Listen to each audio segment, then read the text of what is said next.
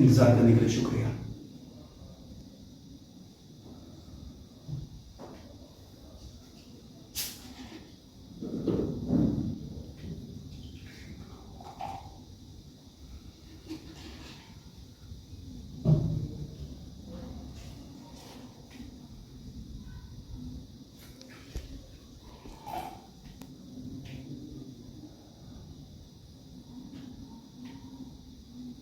उस रात मैं अकेले कमरे में अपनी पत्नी की चीजों के बीच बैठा रहा।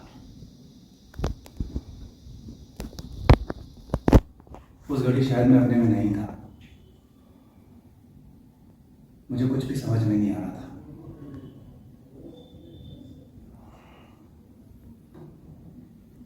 वो अपने कमरे में नहीं थी, ये महज एक हकीकत थी।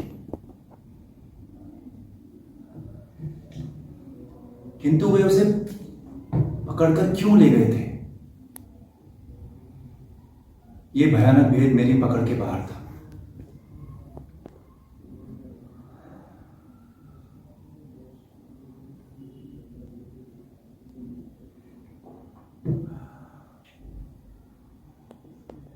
आखिर मेरी पत्नी ही क्यों? मैं उस रात बार बार अपने से प्रश्न पूछता रहा। आपको तनिक आश्चर्य होगा कि 7 वर्षों की वैवाहिक जिंदगी में पहली बार मुझे अपनी पत्नी पर संदेह हुआ। मानो उसने कोई चीज मुझसे छिपा कर रखी हो, ऐसी कोई चीज जिसका मुझसे कोई सरोकार ना हो।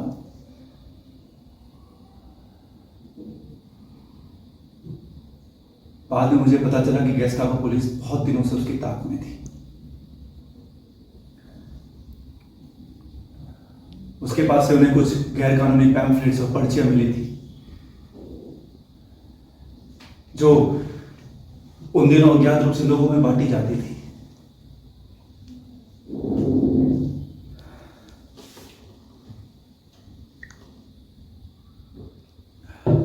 जनमान अधिकारियों की नजर में सबसे संगीन अपराध था। आपको यह बात शायद दिलचस्प जान पड़ेगी कि मुझे इन चीजों के बारे में कुछ मालूम ही नहीं था। पुलिस ने ये सब चीजें खुद मेरी पत्नी के कमरे से बरामद की थी।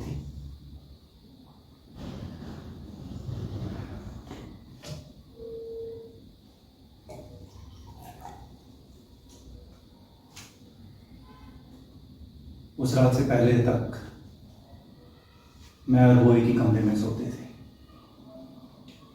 प्रेम करते थे, और इसी कमरे में कुछ ऐसी चीजें थी जो उसका रहस्य थी, जिसमें मेरा कोई साझा नहीं था।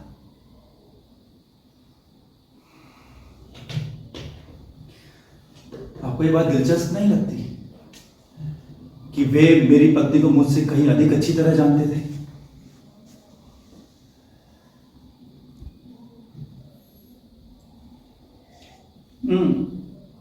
जरा ठहरिए, मैं अपना गिलास खत्म कर लेता हूं, मैं फिर आपका साथ दूंगा, क्योंकि थोड़ी देर बाद ये बंद कर देंगे और फिर नहीं। पीने का लुत्फ इत्मीनान से पीने में है, और इतनी जल्दी भी नहीं है। हमारी भाषा में एक कहावत है कि इंसान को जी भर कर पीना चाहिए, क्योंकि 100 बरस बाद अब इस दुनिया में नहीं होंगे। 100 बरस काफी लंबा अरसा है, आप नहीं सोचते? और मुझे तो शक है कि हम में से इतने अरसे तक कोई इतना जिंदा रह भी सकेगा। इतने अरसे तक आदमी खाता है, पीता है, जीता है, और एक दिन अचानक फट।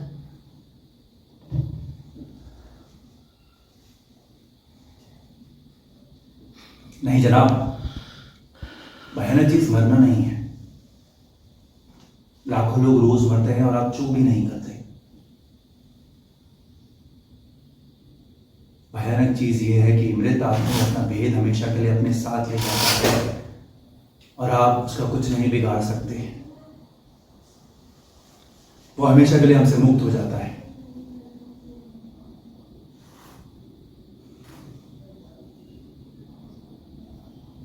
रात मैं अपने घर के एक कमरे से दूसरे कमरे में चक्कर लगाता रहा।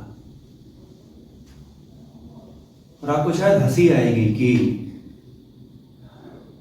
पुलिस के बाद में दूसरा आदमी था जिसने अपनी पत्नी की चीजों की दोबारा तलाशी ली थी और एक एक चीज को परखा था, देखा था उलट पलट कर।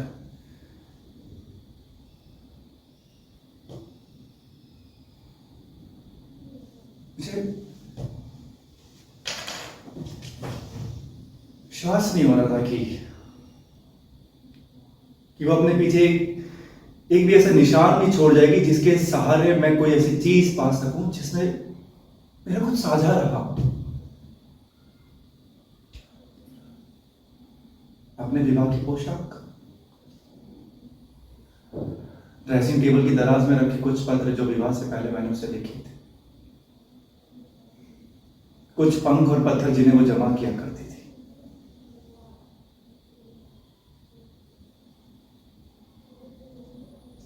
जरा देखिए,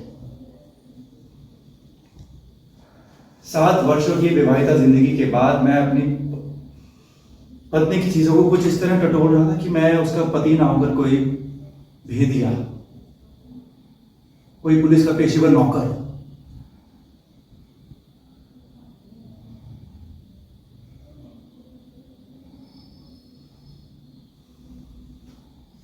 मुझे विश्वास नहीं हो रहा था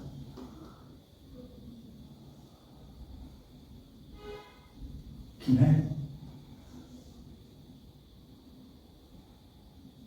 उसे कुछ नहीं पूछ सकूंगा, कुछ भी नहीं।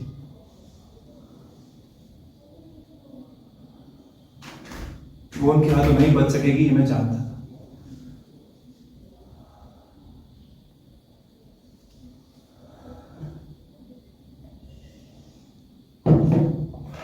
माफी चाहूंगा, मैं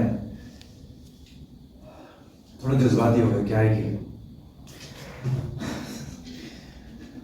बहुत दिनों बाद अपनी बात कह पाया फिर से। आपने सुना, उसके लिए शुक्रिया।